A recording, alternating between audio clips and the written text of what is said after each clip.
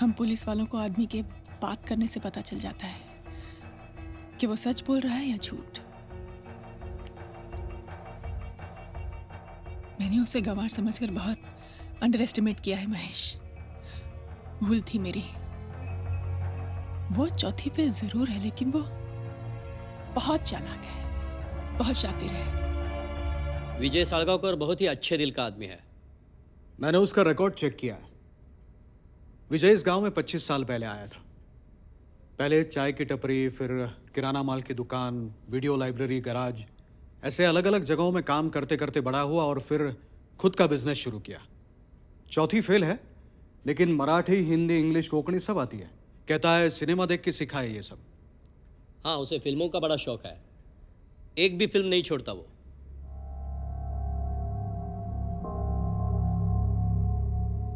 Cinema. It's an important link.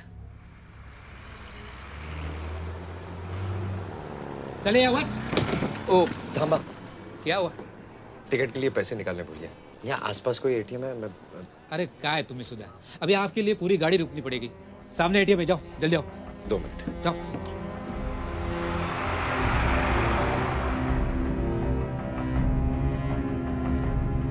प्रभु, उस ATM का सारा सीसीटीवी फुटेज मंगाओ।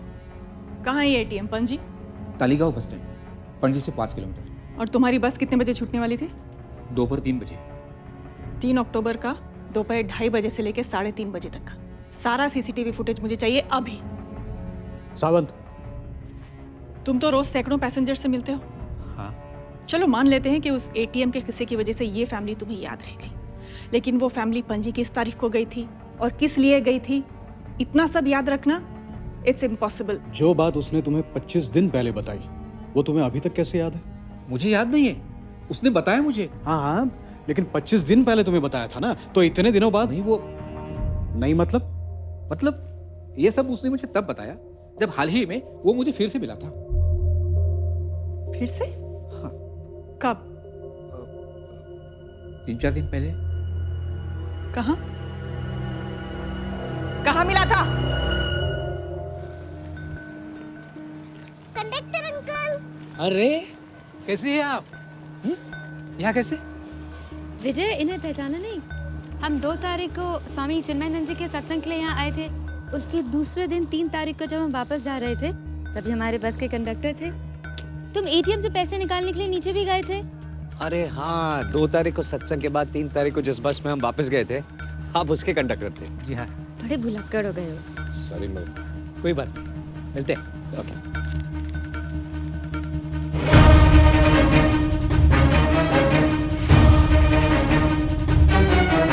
अरे बासु साहब, शो शुरू हो गया? अरे आप?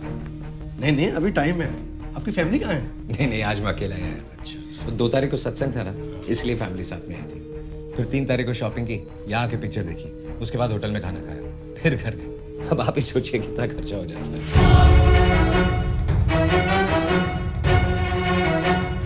दिनकर, 2 तारीख को जब हम तुम्हारी बस में सत्संग के लिए पणजी गए थे, तुमने हमसे पैसे नहीं लिए थे, लेकिन आज ऐसा नहीं चलेगा।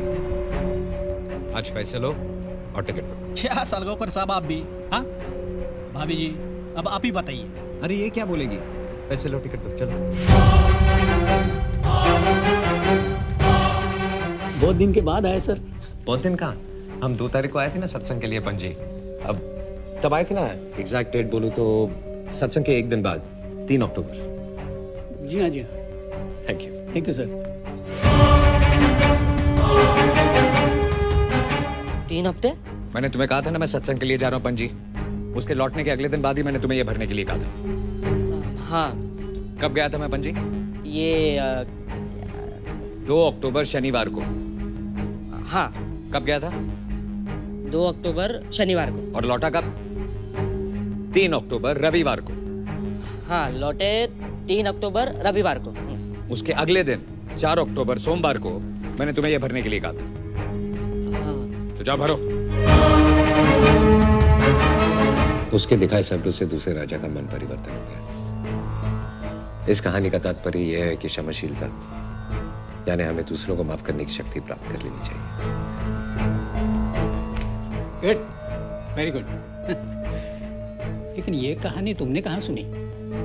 मैंने कहा था ना आपको, हम गए थे पणजी स्वामी चिन्मयानंद जी के सत्संग में। कब? अरे अंकल भूल गए क्या? 2 तारीख को गए थे, शनिवार था, और 3 तारीख को वापस आए। वही सुनी मैंने ये कहा। Okay done. स्वामी चिन्मयानंद। जी स्वामी जी। मेरे अनुयायी मेरे प्रवचनों की वीडियो रिकॉर्डिंग करते रहते हैं और उसे डीवीडी के माध्यम से भक्तगणों को उपलब्ध कराते रहते हैं। भक्तगण उसकी बुकिंग कर सकते हैं और 2 हफ्ते के अंदर भक्तगण उसे आश्रम से ले सकते हैं। मैंने 2 तारीख के प्रवचन की बुकिंग लिस्ट देखी है, लेकिन उसमें विजय सालगांवकर का नाम नहीं है। ठीक है, थैंक यू समझ। पॉसिबल है कि उसने किसी दूसरे नाम से डीवीडी बुक की होगी। हाँ पॉसिबल है, लेकिन उससे ये तो नहीं साबित होता ना कि वो 2 और 3 तारीख को पणजी में नहीं था। हाँ मैडम, आईसीआईसीआई बैंक के एटीएम का सीसीटीवी फुटेज।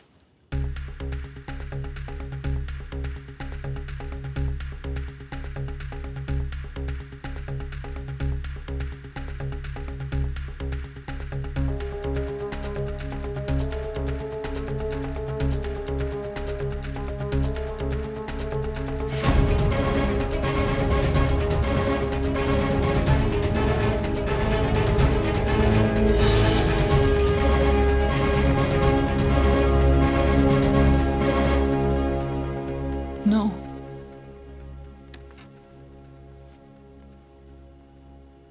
सो वो फिनिश्ड। विजय सच बोल रहा था। लेकिन सर इतना वक्त आया क्या हमने? इससे बेहतर अगर सैम को ढूंढने की कोशिश करते तो शायद।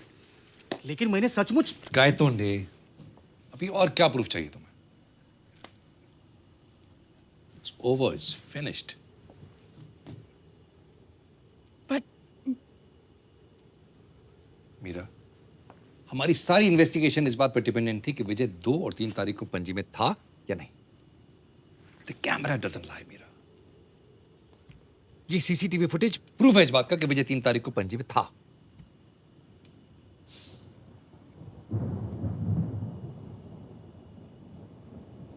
विजय 3 तारीख को पणजी में था।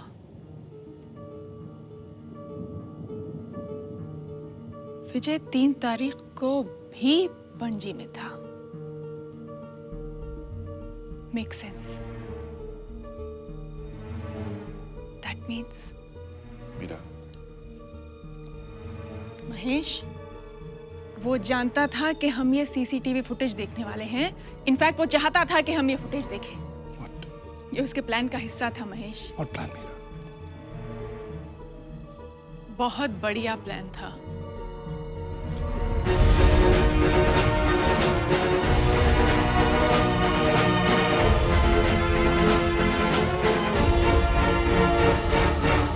लगभग 8:30 बजे। तब सत्संग शुरू हो गया था।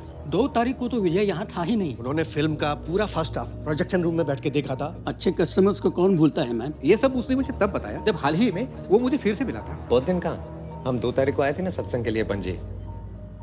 He just recreated that day. In fact, both the days. 2 और 3 अक्टूबर। मतलब कौन सी बातें हमें अक्सर याद रह जाती हैं? वो जो हमने अपने आंखों से देखी होती है। विजुअल्स, दृश्य जो हम देखते हैं वो हम आसानी से नहीं भूलते। Visual memories are strongest memories. जैसे सिनेमा, आपको पता होता है कि जो कहानी आप देख रहे हैं वो सच नहीं है, लेकिन आप फिर भी उस पर यकीन कर लेते हैं क्योंकि आपने उस कहानी को देखा है, एक तरह से जिया है। ठीक उसी तरह विजय और उसकी फैमिली ने अपनी पणजी वाली झूठी कहानी सिर्फ रची ही नहीं बल्कि जी है।